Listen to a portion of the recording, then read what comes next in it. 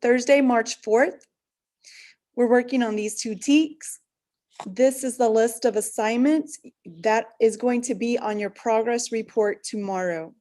So we're going to do number 1. Number 2, we did on Tuesday. Number 3, we did this past Monday. Number 4, we did last week on Friday. And then number 5, we did before the snowstorm.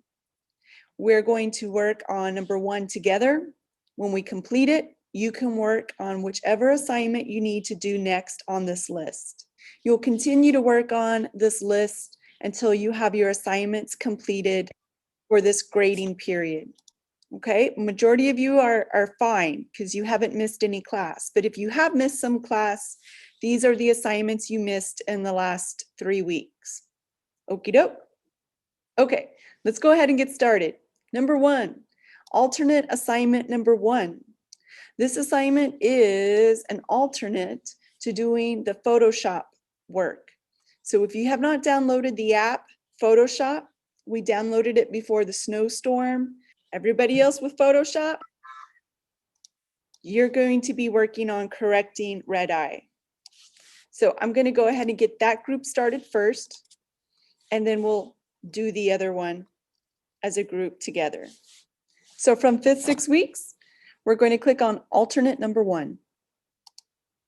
From alternate number 1, you'll see that there is an attachment with some questions. We're going to watch a video and answer these questions. So please click on your private comment box. Let's go ahead and first set up the assignment. Clicking in the box, let's type 1, 2, 3, 4, 5. And now we're going to go over and watch the video and go over the questions. You might remember these questions from the last 2 times we did this assignment. The questions they're the same every 6 weeks. Number 1, give a brief description of the career in the interview. Number 2, describe the most rewarding aspect of the career. 3, describe the most challenging aspect of the career. 4, describe some of the skills and traits an employee would need to do the job. And 5, what advice does he have for high school students? Now, with that in mind, we're going to go watch the video.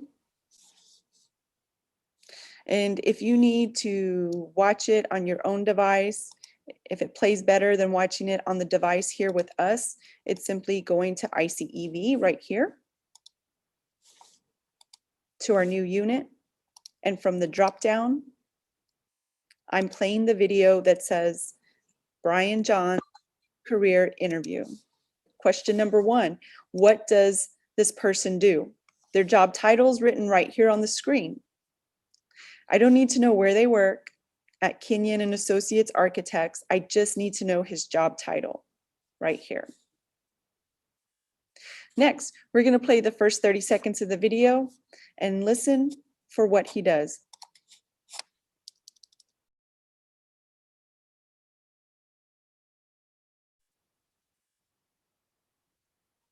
I do a little bit of architectural design as well as architectural illustration, which is 3D computer renderings and animations.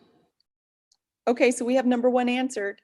Right here, we've got his job title in the middle of the screen. And then he just told us what he did. I do a little bit of architectural design as well as architectural illustration, which is 3D computer renderings and animations.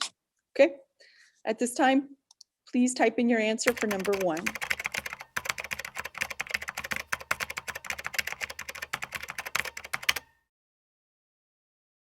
Please write in complete sentences. Moving on to number 2. You'll notice that in between each question, you'll see the question on the screen. The responsibility and just the fact that I know that the drawings that I'm doing are selling the project to the client and giving them the ability to visualize something that's not there yet.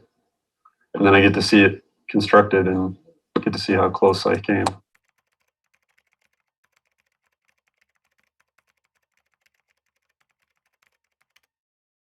Number 3, what are the challenges?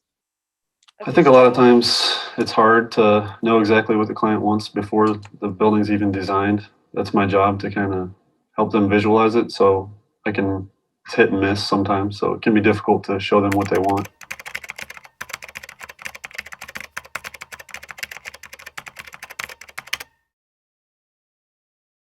Architectural visualization is what I do. That's the 3D rendering animation aspect of it. There's also surveying, which is more of an engineering job, but it's linked to architecture. A lot of architecture students go on to do industrial design, which is designing everything from tables to televisions to you name it.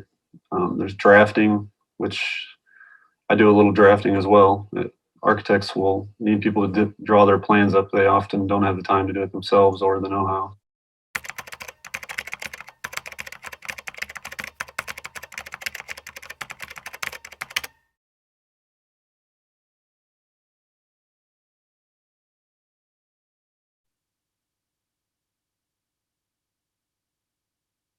I would probably say the standard answer to that question, which is you need a lot of math background. And if you're going to go into the visualization side of it, like I did, then you need a lot of art background. Art plays a big part in what I do. I have a minor in art, which isn't much, but it helps with basic things like color selection and perspective and things like that. So we need art, we need construction background, we need mathematical background, a little bit of science. Um, Basically, just try to cover the gamut, but focus in on math and science probably.